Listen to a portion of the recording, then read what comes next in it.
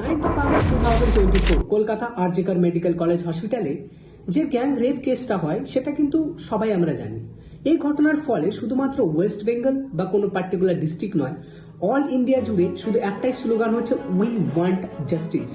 কিন্তু এই জাস্টিসটা আমরা কার কাছে চাই? আমরা চাই গভর্নমেন্টের কাছে, আমরা চাই সুপ্রিম কোর্টের কাছে। কিন্তু আমাদের দেশে এটা শুধুমাত্র একটা ঘটনা নয়, এরকম বহু ঘটনা আমাদের দেশে ঘটেছে। কিন্তু সমস্ত ঘটনার মধ্যে ওয়েস্ট বেঙ্গলের যে ঘটনাটা ঘটেছে সেটা সব থেকে ভীষণ মর্মান্তিক ঘটনা। তো আমরা এই ভিডিওতে এটাই দেখব যে ঘটনাটা যখন সুপ্রিম কোর্টের কাছে পৌঁছয়, সুপ্রিম কোর্টের জাজমেন্ট কি বলে এবং অন্যান্য রিপোর্টস কি বলছে।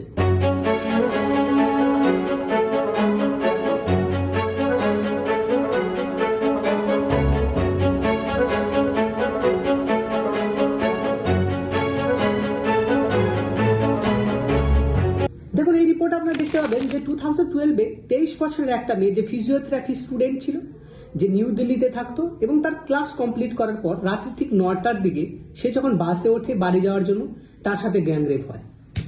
According to the national crime record bureau NCRB data অনুসারে 2019 যদি আপনি রিপোর্ট দেখেন তাহলে দেখবেন ইন্ডিয়াতে 70% women in India are victims of domestic violence. 70% মহিলা এমন রয়েছেন যারা ডোমেস্টিক ভায়োলেন্সের শিকার হচ্ছে কোনো না কোনো দিন।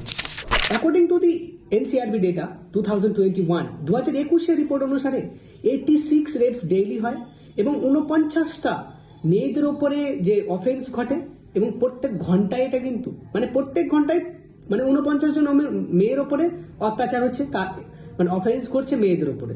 কিন্তু এই কেসটা recently the highest appeal court, the supreme court of India 3 bench জাজ বুঝেছিল। সেই জাজে CJI DY Chandrachud express deep concerns over হরিপাই rape and murder case in West Bengal. এখানে সুপ্রিম কোর্ট কি বলেন, যেখানে চিফ জাস্টিস ছিলেন DY Chandrachud with justice JB. Pardiwala and Manoj Mishra.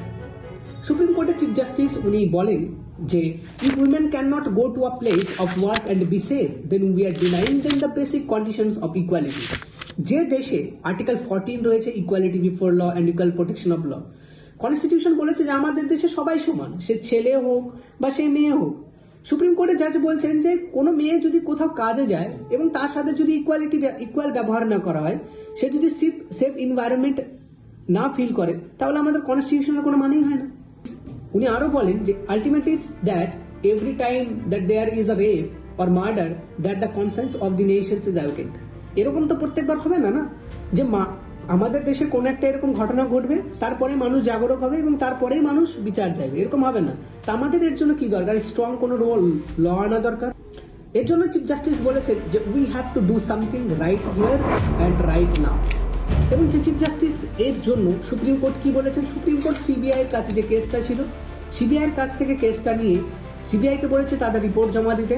Report জমা দিয়ে সিবিআই রিপোর্ট দেখবে এবং সমস্ত রিপোর্ট দেখার পর চিফ জাস্টিস কি বলছেন যে একটা ন্যাশনাল টাস্ক ফোর্স গঠন করা হবে, এনটিএফ গঠন করা হবে, যেখানে বিভিন্ন অফিসাররা থাকবে এবং গোটাই অল ইন্ডিয়া থেকে মেডিকেল স্টাফ থাকবে এবং তারা সুপ্রিম কোর্টকে রেকমেন্ডেশন দেবে যে দেশে কোন ধরনের রুলস রেগুলেশন আনা যায়। সুপ্রিম কোর্ট আরও কলকাতা অ্যাডমিনিস্ট্রেশন এবং কলেজ মেডিকেল অ্যাডমিনিস্ট্রেশনের উপরে কোশ্চেন তুলেছে। কোর্ট বলেন যে সমস্ত পিকচার্স এবং ভিডিওস ডিলিট করতে হবে। মেয়েটার যে পিকচার্স রয়েছে বা ভিডিওস রয়েছে সেটা সোশ্যাল মিডিয়া থেকে এবং অন্যান্য প্ল্যাটফর্ম থেকে ডিলিট করতে হবে। সুপ্রিম কোর্ট কিছু সাজেশন দিয়েছেন যে কিভাবে রেপ কেস ইন্ডিয়াতে কম করা যেতে পারে। কি বলছেন যে প্রথমে আমাদের যে মেডিকেল স্টাফ রয়েছে তাদেরকে পাবলিক সার্ভেন্ট হিসাবে ঘোষণা করতে হবে। সেকেন্ড, পুলিশ চৌকি পুলিশ থানা থাকতে হবে প্রত্যেক জায়গাতে এবং পুলিশ প্রোটেকশন থাকতে হবে প্রত্যেকটা মেডিকেল যে হসপিটাল রয়েছে তার আশেপাশে এবং একটা এনভায়রনমেন্ট ফ্রি সেফটি প্লেস থাকতে হবে হসপিটাল চত্বরে। দেখুন যে আমাদের স্টেটে যে প্রোটেস্ট হচ্ছে বা অন্য জায়গায় যে প্রোটেস্ট চলছে, এখানে বিভিন্ন ধরনের সেলিব্রিটিরা কিন্তু প্রোটেস্ট করতে নেমেছে এবং এটা হচ্ছে সঠিক সময় যে দেশে কোন স্ট্রং রুলস এবং রেগুলেশন নিয়ে আসা উচিত, যাতে প্রত্যেকটা মেয়ে যখন বাইরে বেরোবে কাজ করে তারা সেফ ফিল করে, তারা এম্পাওয়ার্ড ফিল করে।